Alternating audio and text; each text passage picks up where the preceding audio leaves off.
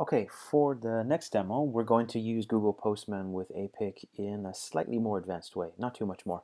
The step I want to do is I want to, now that I have all of my nodes registered, I want to assign out-of-band IP addresses to each and every one of them, for management purposes, NTP, etc. So I could, again, do that manually, or I could actually create a collection and using Postman, push all of that in microseconds.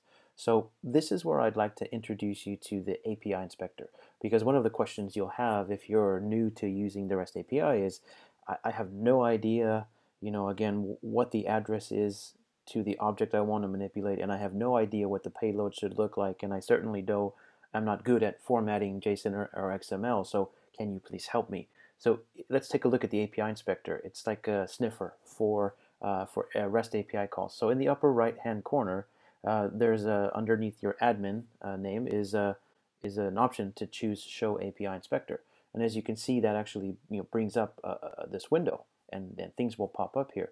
And in order to capture the step that we want to do, what we're going to do is we're going to do it in the GUI first manually one time. We're going to capture what that REST API call looks like, and then we're going to use it repeatedly in a slightly different way to push an IP address out to all of my individual nodes. So doing it for the first time, under Node Manage Addresses, and I'm going to right click and just do the first one manually. So for Node 101, I'll go through that process very quick and put an IP address down and a default gateway. Done.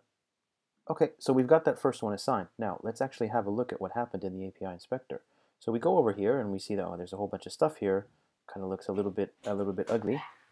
But what we can do is we can actually use the filter feature. So we know it was a post because we wrote data. So if we type post and we click the filter button, aha, now we can actually see what the post actually looked like. Now there's a couple of things here.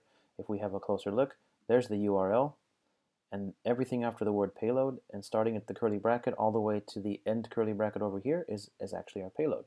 So we can actually take this information, like we'll take the URL here and we'll copy it, and we'll go over to Google Postman and we'll create a new task, post, and we'll paste this in. We probably want to remove the URL there, and then let's go to the body and click on raw, and let's go back to our API inspector, and everything after the word payload, I'll just go ahead and copy the line and fix it in Postman. Go ahead and paste it there.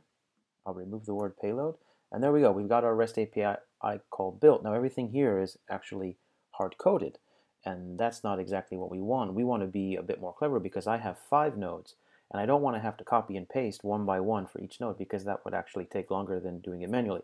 So there's a tool within Postman called the runner tool. The runner tool is a function that allows you to build a CSV file with all of the values and point that CSV file at a collection or at a task in a collection and recursively run it line by line until they're all done. So I have actually created a collection called set out of band, and if we look at it, and again there's my login to APIC in case I'm not logged in, and then my call here is set up using the same thing with variables. So instead of, you can see I've got the variables that I know are existing in my environment. But what about these new variables that we see here? I've declared a couple of new ones, OOB-IP and node-num.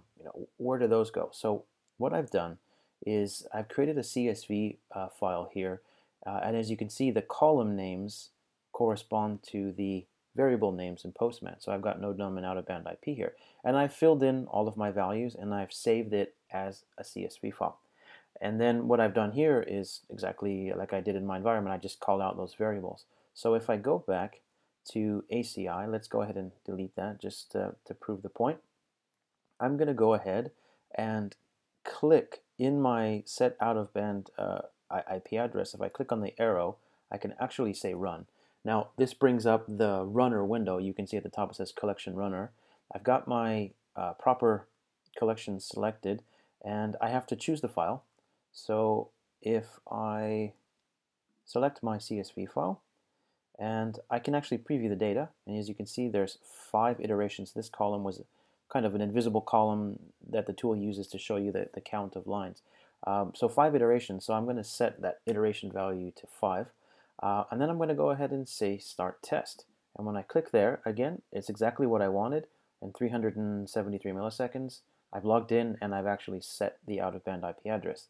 Let's go have a look at APIC. Now there we go. We can see in the static node management addresses, all of my nodes are now properly configured. Now again, 5 devices, not impressive. 200 devices, now we're talking.